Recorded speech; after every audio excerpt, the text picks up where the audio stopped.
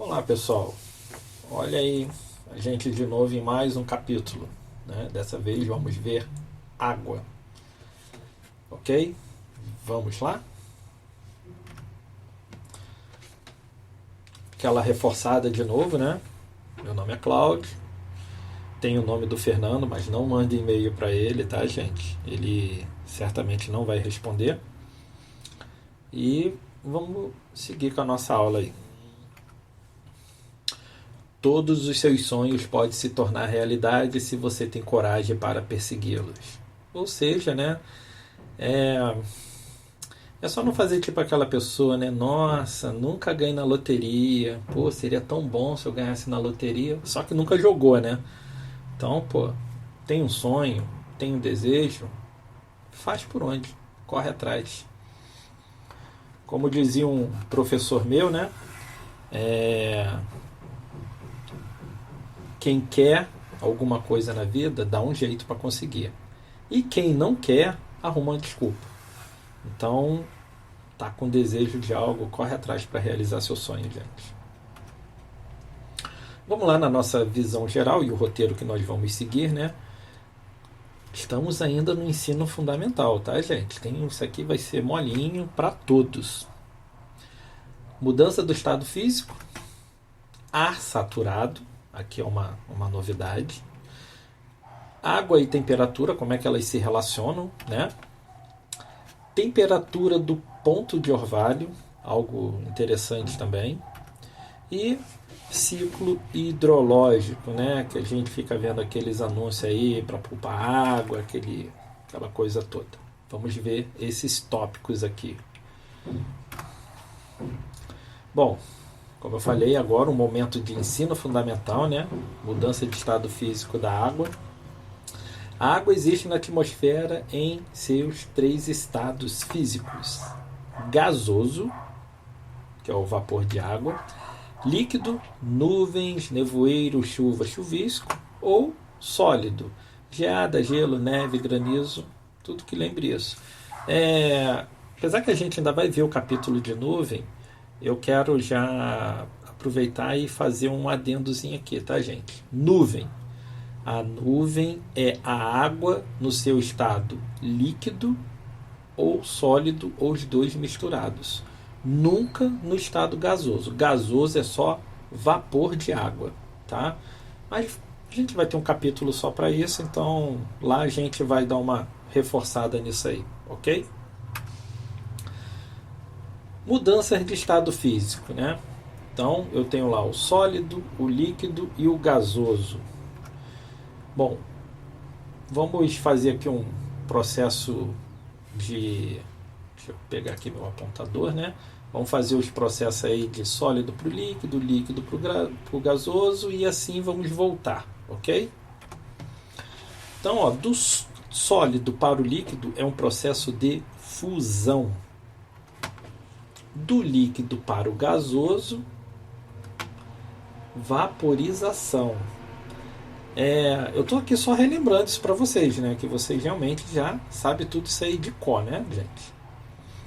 Do gasoso para o líquido tem liquefação ou condensação. Em meteorologia a gente usa mais a palavra condensação, ok? E do líquido para o sólido, solidificação. E tem um outro que ocorre também, é uma mudança abrupta, né? Mas sair de sólido para o gasoso direto, ou do gasoso para o sólido direto, tá? Isso ocorre na natureza? Sim, ocorre, tá, gente? Não precisa de interferência do homem, não. E esse processo é chamado de sublimação. Tranquilo? Então, vida que segue. Ar saturado. O ar está saturado quando sua capacidade de saturação está satisfeita, ou seja, quando um determinado volume de ar contém todo o vapor de água que é capaz de reter na temperatura existente. O que ele quer falar com isso aí? O ar vai estar saturado, gente, quando ele está no máximo de vapor de água, que é uma parcela de ar qualquer consegue conter ou reter, tá? A atmosfera está completamente saturada quando essa parcela de ar, seja de que tamanho for, tá? Ela tem 4% de vapor de água. Esse é o máximo de vapor de água que uma parcela de ar consegue reter, tá? Ela não consegue reter mais vapor de água do que 4%, tá? Aí eu vou fazer uma pergunta para vocês, né? O que acontece quando a quantidade de vapor de água é alcançada? Porque vamos parar para pensar, gente.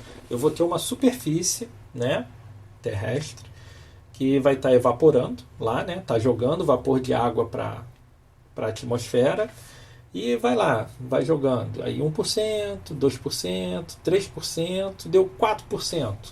Aí a atmosfera vai falar para a Terra, eu estou saturado, eu não aguento mais vapor de água.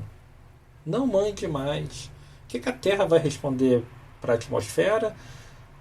Posso fazer nada, meu amigo. Eu não tenho como impedir isso, porque o Sol está me aquecendo, eu tenho água aqui e eu estou evaporando água. Se vira. O que a atmosfera faz então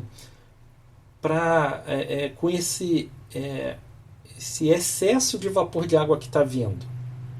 Ela faz o processo de condensação, transforma o vapor em água e nós teremos uma nuvem. É assim que nascem as nuvens. Pelo um processo de condensação, né, que eu vou pegar o vapor de água e vou condensar e transformar em líquido. Dependendo da região, pode ser sólido também. Eu tenho uma nuvem com cristais de gelo, tá?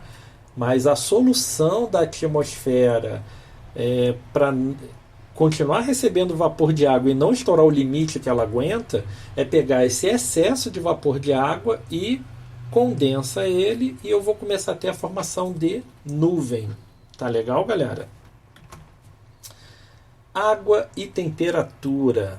Vamos ver como é que esses dois elementos aí, esses dois seres vão se correlacionar. A temperatura tem grande influência sobre o comportamento de como uma parcela de ar irá se comportar em relação ao vapor de água sobre uma mesma pressão. É mundo de Bob, tá, gente? Então, ó, eu vou pegar aqui um caso hipotético para a gente poder analisar, tá? Considere uma parcela de ar qualquer que possua 5 partículas de vapor de água, onde ocorrerá somente variação de temperatura, sem adição ou remoção das partículas de vapor de água. Ou seja, eu vou ter uma parcela de ar qualquer, que vai ter 5 partículas, elas são invariáveis, elas não vão nem aumentar nem diminuir, elas serão invariáveis, tá? Elas sempre serão 5 partículas de vapor de água lá dentro da parcela de ar. A única coisa que eu vou ficar variando é a temperatura, ok? Aí eu vou ter 2 pontos de vista para analisar, beleza? Tem até um filme com esse nome, Ponto de Vista, muito bom, gente. Com o Dennis Quaid e eu não lembro o nome dos outros atores. É um negão que tem um zóio meio caído, o zóio dele é meio diferente, mas é um excelente ator, gosto muito dele. Vamos pegar pelo ponto de vista da capacidade. Então, nós vamos olhar agora para a parcela de ar, tá? Vamos ver como é que a parcela de ar vai se comportar com a variação de temperatura, ok? A capacidade de conter vapor de água de uma parcela de ar é diretamente proporcional à variação de temperatura. Ou seja, se é algo diretamente proporcional, se eu tenho um aumento de temperatura, eu aumento a capacidade da parcela de ar. Se eu diminuo a temperatura, eu diminuo a capacidade da parcela de ar. Vamos ver aqui uma pequena ilustração. Tudo hipotético, tá? Mundo de Bob, gente. Eu tenho uma parcela de ar aqui, as 5 moléculas estão lá, né? Imutáveis. Está com a temperatura de 20 graus. E nesta temperatura, essa parcela de ar consegue comportar 50 partículas. Ou seja, eu consigo botar mais 45 partículas aí de vapor de água. A capacidade dela, 20 graus, é de 50 partículas. Se eu resfriar essa parcela de ar, o que ocorre com essa parcela, né? Lembra lá que eu falei do esquentar e esfriar, né? Você quando tá com calor você abre os braços, né? Para tentar se refrescar e quando tá com frio você se encolhe, né? Para tentar se aquecer. A mesma coisa é a parcela de ar, tá? Quando há um resfriamento da parcela de ar, ela diminui de tamanho, ela fica menor, ok? Se ela fica menor, consequentemente ela vai caber menos. Então, a esta temperatura aqui, a parcela de ar, que agora encolheu por causa do resfriamento, só consegue comportar 30 partículas de vapor de água. Beleza, gente? Então, quando eu esfrio, há um resfriamento, a parcela de ar tende a diminuir, ok? E ela vai caber menos. A partir do momento que eu vou reverter o processo, eu vou aquecer, aí eu volto para a condição anterior, né? Ele, aos 15 graus, ele só cabia 30. Quando eu aqueci, essa parcela expandiu e agora cabe 50. Beleza? Agora eu vou olhar, antes nós olhamos para a parcela de ar, o quanto ela consegue, né, armazenar de vapor de água. Então, o que a gente vai fazer agora? A gente vai olhar a quantidade que essas partículas representam lá dentro da parcela de ar. A quantidade de vapor de água de uma parcela de ar é inversamente proporcional à variação de temperatura. A situação agora é outra. Por quê? Nessa condição agora, que eu estou olhando para a quantidade, ela é inversamente proporcional. Então, ela só vai variar diferente com a temperatura. Então, ó, vamos analisar então olhando para a quantidade. O que representa essas moléculas? Então, ó, a 20 graus, lembre-se, agora eu não estou olhando para a parcela de ar.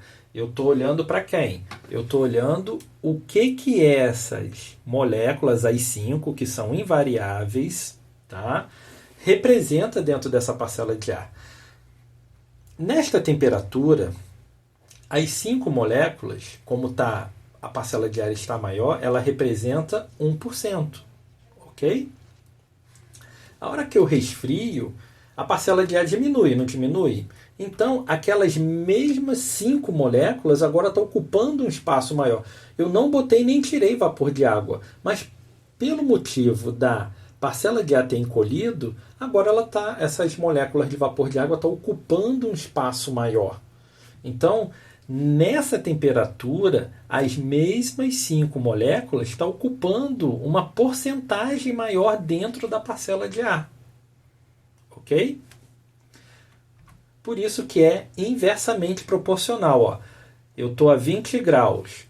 Aí, como eu tenho mais espaço, essas 5 moléculas aqui, ela está ocupando 1% somente da área da parcela de ar. Quando eu diminuo a temperatura, a representação dessas moléculas é maior agora. Elas vão ocupar mais espaço. Ok? E fazendo o processo contrário também, a gente vai ter a mesma situação, só que de modo diferente, né? Antes, a 15 graus, ocupava 3%. Quando eu aqueci, eu aumentei a temperatura, eu diminuí a quantidade que essas moléculas representam dentro da parcela de ar. Se ficou um pouco complicado, galera, ó, vamos imaginar o seguinte. Eu tenho uma sala mágica, tá? Que o tamanho dessa minha sala ela vai variar conforme muda a temperatura. E eu tenho o meu sofá, que não é mágico, ele é de tamanho único, tá? Então, quando está quente, a sala fica grandona, fica quase uma sala de cinema.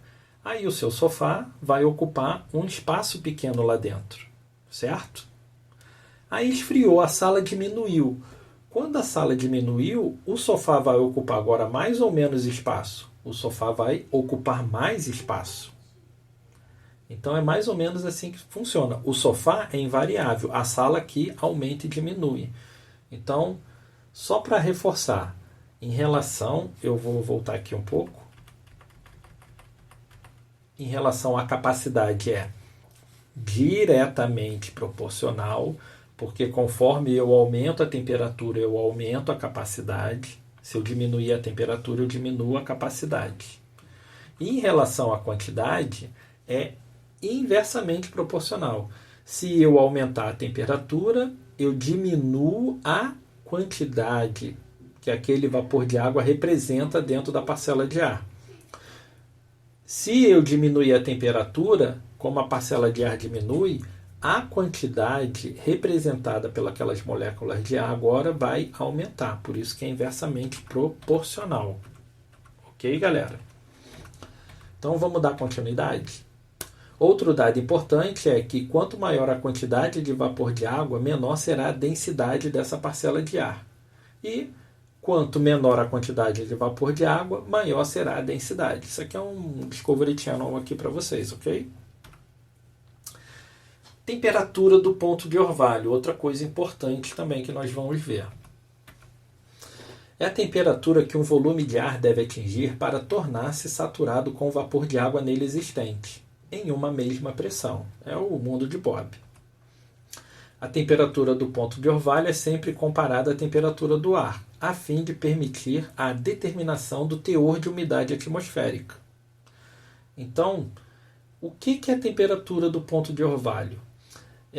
Vamos supor que na superfície aqui esteja 20 graus e a temperatura do ponto de orvalho é 18. O que isso quer dizer? Tá? Esse 18 é o valor hipotético que o ar deveria ter para se tornar saturado. Voltando na explicação anterior, galera. Quando eu resfrio, eu não aumento a quantidade de partículas lá dentro, mesmo sem botar água, mesmo sem botar vapor. Então, eu tenho que, se não está saturado ainda, que vamos lá, que eu botei os 20 graus, eu tenho que diminuir essa parcela de vapor de água a um ponto que a quantidade de vapor de água lá dentro fique saturado. Professor, e quando, na superfície ainda, e quando a temperatura do ar fica igual à temperatura do ponto de orvalho? Aí o ar vai estar saturado e vai criar o que a gente falou já anteriormente, vai criar uma nuvem. Mas como ela está na superfície, próxima ali à superfície, ela não vai ser classificada como nuvem, vai ser classificada como nevoeiro. A gente vai ver até um capítulo sobre isso. Mas vamos dar continuidade para... Eu vou tentar explicar mais para vocês isso aí, tá? A temperatura do ponto de orvalho é obtida através de psicômetros, usando-se a diferença entre as temperaturas do bulbo úmido e a do bulbo seco, daquele conjunto, e a tabela do ponto de orvalho correspondente. Então, o ponto de orvalho é um valor calculado, tá, galera?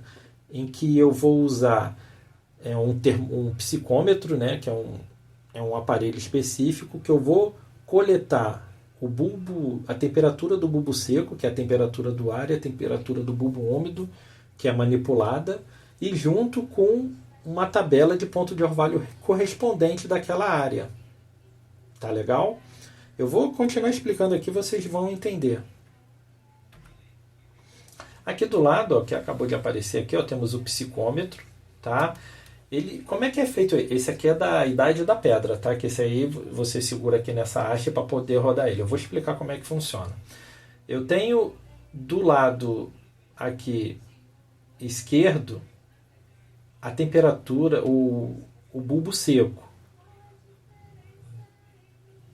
E do lado direito, o bulbo úmido. Como é que funciona isso? O bulbo seco é um termômetro comum, tá? De mercúrio tranquilo. E o bulbo úmido, ele é igualzinho o da esquerda, só que ele tem um negócio aqui, na ponta dele, uma camisinha. Gente, o nome é camisinha e ele é feito de tecido. Aí como é que funciona isso? O bulbo seco, isso fica dentro de um abrigo meteorológico, com ajardinado, a 1 metro do solo, numa casinha de madeira, ventilada, pintadinha de branco, para não ter interferência do aquecimento da terra e tudo mais, para você pegar a temperatura do ar bonitinha lá. Então, os observadores lá das estações meteorológicas, hoje já tem esse troço digital, tá? Isso aqui é no meu tempo, na Idade da Pedra. Ele vai lá, abre a casinha e o que vai acontecer normalmente? Ele vai estar lá com a temperatura dele marcada, beleza? Então vai ter a anotação do bulbo seco, o do bulbo úmido é molhado, essa camisinha aqui ligada a um ventilador, para poder pegar esse valor. Eu vou passar o próximo slide aqui para eu explicar isso melhor para vocês, tá? Vamos lá, ó. Eu vou ter o Bravo Sierra ali como bulbo seco, Bravo Uniforme como bulbo úmido e o Papa Oscar como ponto de orvalho. Então, aqui são as nossas siglas aqui que a gente vai usar como referência, tá? Aqui está o nosso psicômetro, que ele tem lá o bulbo seco, né? E o bulbo úmido aqui com a camisinha aqui na ponta. E, como eu te falei, o operador vai lá abrir e vai anotar os valores. Opa, o bulbo seco 20 graus. Aí ele vai lá, anota 20 graus. O bulbo úmido, gente, vai estar com o mesmo valor. Mas como é que ele vai colher o valor do bulbo úmido? Vai anotar aqui 20 graus? Não. Ele vai pegar aqui, vai molhar a ponta aqui da camisinha, vai ligar um ventiladorzinho aqui, que ele vai ficar soprando e, consequentemente, o que vai acontecer? A temperatura aqui vai começar a cair.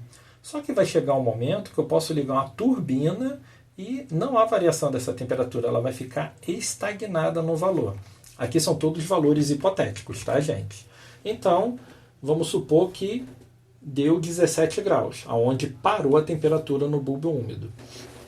De posse desses valores, o observador volta para dentro da estação, tem uma tabela, cada estação tem sua tabela específica e vai cruzar esses valores de bulbo seco e bulbo úmido para chegar ao PO. O valor do PO, gente, fica sempre orbitando em volta do bulbo úmido e muitas vezes é igual ao bulbo úmido, tá? Então, hipoteticamente, vamos dizer que deu 17 graus, ok? Temos algumas observações para fazer sobre isso aí. Primeira observação: o ponto de orvalho nunca será maior que o bulbo seco, no máximo igual. Por quê? A hora que eles estiverem iguais é o quê? O PO, né, a temperatura que o ar deveria ter, que é o bulbo seco, deveria ter para estar saturado. A hora que eles estão iguais é porque está saturado e tem duas situações na atmosfera. Ou está chovendo ou eu tenho nevoeiro. Ok? Outra observação: quanto mais próximo o ponto de orvalho tiver do bulbo seco, maior será a umidade do ar. Por que isso? Ora, o ar, quando está saturado, ele atingiu os 4% dele, ou seja, 100% de umidade relativa. Então, quando eles estão iguais, é porque eu estou com 100%. Conforme vai se afastando, porque isso quer dizer o quê? Que eu deveria resfriar a parcela de ar para poder alcançar a temperatura do PO. Então, quanto mais próximo eles estão, mais úmido vai estar. Quanto mais afastados eles estiverem, a temperatura do bulbo seco e do ponto de orvalho, menor será a umidade. Ok, gente? Vocês não precisam saber disso. Tem uma formulazinha que faz o cálculo dessa umidade relativa, tá legal? Que aí ele vai calcular quantos por cento tem de vapor de água na atmosfera. Ciclo hidrológico. O ciclo hidrológico é um sistema alimentador que permite a circulação contínua da água entre a hidrosfera e a atmosfera e vice-versa. Ou seja, né, gente, toda superfície que tem água, que tem umidade lá dentro dela, né, vai evaporar por influência do sol, né, que de noite também tem evaporação, a Terra está perdendo calor também, tá? Então, essa variação de temperatura faz a água evaporar. A água evapora, vai formar nuvens, ok? Que vão se deslocar e uma hora vai precipitar. Essa precipitação pode ficar congelada nas grandes montanhas, né? Pode vir pela superfície em forma de rio, pode infiltrar no solo, formando os lençóis freáticos, ok? E no final das contas, todo mundo corre para o mar, tá? Todos irão correr para o mar, exceto Nova Orleans, porque é abaixo do nível do mar. Lembra lá do Katrina lá que aconteceu, ficou tudo alagado. Então, como ele é abaixo do nível do mar, a água não escoou para o mar, né? Ficou lá e tem que ser bombeada para o mar. Então, é um problema grave. E na Holanda também, que grande parte da Holanda é abaixo do nível do mar. Por isso que eles são famosos lá pelos diques deles lá que protege o país lá. Beleza? Há também aqui anúncios, às vezes, na televisão, falando de que tem que poupar água e tudo mais, né? Que a água é finita. Eu acho um grande erro isso aí, porque a água não é finita. 2/3 do nosso planeta é coberto por água. Aí pode vir, professor, mas é água potável. Tá, mas a água potável continua sendo gerada por precipitação. O problema é o mau uso da água, né? Tanto nós como sociedade e as indústrias, o agronegócio, né, que às vezes tem poluição de rios, assoreamento, né, você acaba matando um rio. E para você recuperar uma nascente, isso aí não é Discovery Channel não, vi em Globo Rural, leva em torno de 15 anos. Você consegue fazer brotar água de novo, mas aí você tem que recuperar mata ciliar e vários fatores, e esse é um processo que leva em torno de 15 anos, mas volta a brotar água. Então, a interferência do homem estraga a água potável que nós temos, mas essa água vai estar sempre sendo gerada, tá? Aí, nós que estragamos, por exemplo, na hora de uma infiltração, aí tem um lixão lá, aí essa água passa pelo lixão, vai para o lençol freático, contaminou o lençol freático. A água potável existiu? Existiu, foi o homem que estragou ela. Não é questão dela ser finita, é mau uso nosso. Beleza, gente? Perguntas, dúvidas, posta lá na ferramenta, manda e-mail, que eu podendo ajudar, estarei sempre à disposição de vocês. Beleza? E até a próxima. Muito obrigado, pessoal. Nos encontramos outro dia, em outro momento.